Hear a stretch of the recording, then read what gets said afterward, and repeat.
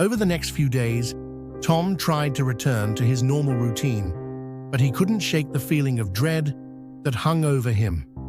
Every time he passed Mrs. Roberts' house, he felt like he was being watched. He would glance at the windows, expecting to see a figure standing there, but there was never anyone. Then one night, as Tom was getting ready for bed, he heard a noise. It was faint, like a distant whisper, but it sent a shiver down his spine. He froze, listening intently, and there it was again, a soft, murmuring voice coming from outside. Tom's heart raced as he crept to the window. The street was empty, the houses dark and silent. But the voice continued, growing slightly louder, more insistent. It was coming from Mrs. Roberts' house. Against his better judgment, Tom grabbed a flashlight and went outside. The night air was cool and crisp, but it did little to calm his nerves. He walked slowly towards Mrs. Roberts' house, the voice becoming clearer as he approached. It sounded like someone whispering, but he couldn't make out the words. When he reached the front door, Tom hesitated. Every instinct told him to turn back, to leave, and never return. But something compelled him to continue. He pushed the door open and stepped inside. The house was dark, the air thick with that same musty smell. The voice was louder now, coming from somewhere deeper in the house. Tom swallowed his fear and followed it, his flashlight casting long shadows on the walls. The voice led him to the basement door. It was ajar, the darkness beyond it impenetrable. Tom's hand trembled as he reached for the doorknob.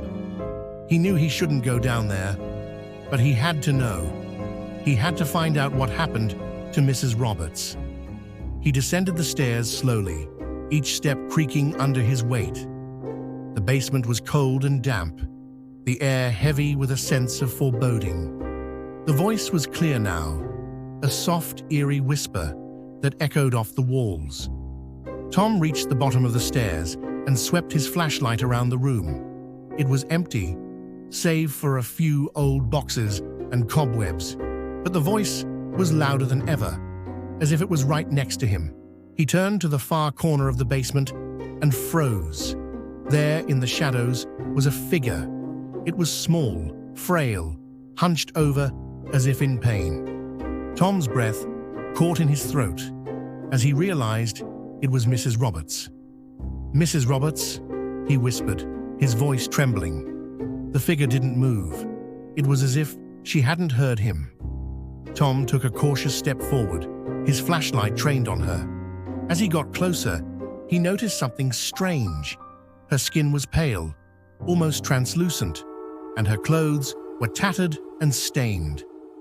"Mrs. Roberts, are you okay?" Tom asked, his voice shaking. The figure slowly turned towards him, and Tom felt a wave of cold fear wash over him. Her face was gaunt, her eyes sunken and lifeless. She opened her mouth to speak, but no words came out, only that same eerie whisper, growing louder and more distorted. Tom stumbled back, his mind reeling. This wasn't Mrs. Roberts, at least not anymore. Whatever she had become, it was something far more sinister. He turned to run, but the basement door slammed shut, trapping him inside. Panic set in as the whispering grew louder, filling the room with a cacophony of voices. Tom tried to force the door open, but it wouldn't budge. He was trapped, and the figure that was once Mrs. Roberts was slowly advancing towards him.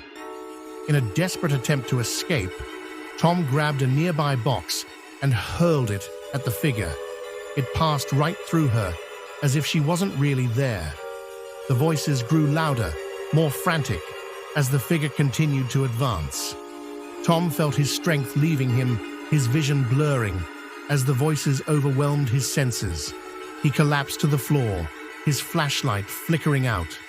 The last thing he saw was Mrs. Roberts's twisted face, hovering over him, her cold, lifeless eyes staring into his soul. Then, everything went dark.